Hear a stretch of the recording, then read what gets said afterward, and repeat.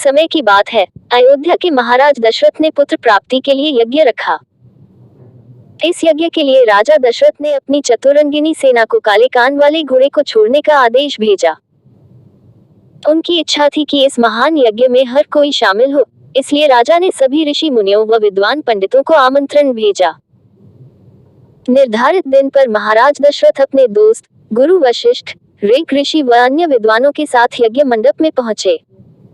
इसके बाद विधिवत रूप से यज्ञ की शुरुआत हुई।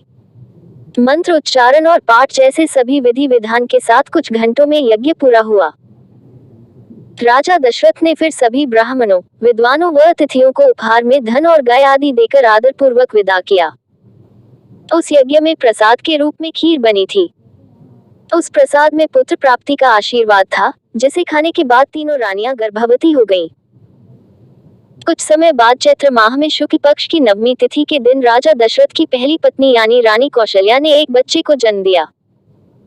उस बच्चे के चेहरे में इतनी रौनक थी कि हर कोई देखकर समझ जाता था कि वह आम बच्चा नहीं है। इसी तरह राजा की दूसरी रानी कैकेयी ने एक पुत्र और तीसरी रानी सुमित्रा ने 2 पुत्र को शुभ नक्षत्रों में जन्म दिया। राजा दशरथ का महल और नगर 4 पुत्रों के जन्म से खिलखिला उठा। चारों तरफ आनंद और जश्न का माहौल था। पूरी प्रजा खुशी से गाँव झूम रही थी। इस खुशी को देखकर देवता भी फूलों की वर्षा करने लगे। इस जश्न में शामिल होने के लिए कई ब्राह्मण भी पहुंचे और राजा दशरथ के बेटों को आशीर्वाद दिया। खुशी से झूम रहे राजा दशरथ ने ब्राह्मणों को खूब दान दिया। फिर अपनी खुशी जाहिर करने के लिए उन्होंने प्रजा व दरबारियों में भी धन, रत्न और आभूषण बंटवाए। समय आने पर सबकी मौजूदगी में चारों बालकों का नामकरण भी किया गया। महर्षि वशिष्ठ ने उनका नाम रामचंद्र, भरत, लक्ष्मण और शत्रुघ्न रखा। वक्त बीतता गया और धीरे धीरे ये चारों बालक बड़े हुए। इन चारों में राम अपने तेजस्वी गुणों के कारण प्रजा को अधिक प्रिय लगने लगे। अपनी प्रतिभा के चलते वो कम उम्र में ही सभी विषयों में महारत हासिल कर चुके थे। राम में सभी गुण थे। चाहे शस्त्र चलाने की बात हो या हाथी व घोड़े की सवारी, हर चीज में वो अव्वल थे।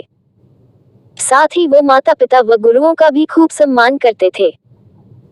उनके गुणों के कारण बाकी के 3 भाई भरत, लक्ष्मण और शत्रुघ्न भी उनसे काफी कुछ सीखते थे।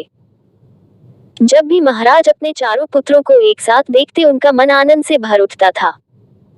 राम में मौजूद गुणों के कारण उन्हें श्री राम और भगवान राम तक कहा जाने लगा। आगे चलकर राम के जीवन पर 2 पवित्र ग्रंथ लिखे गए, रामचरितमानस और रामायण।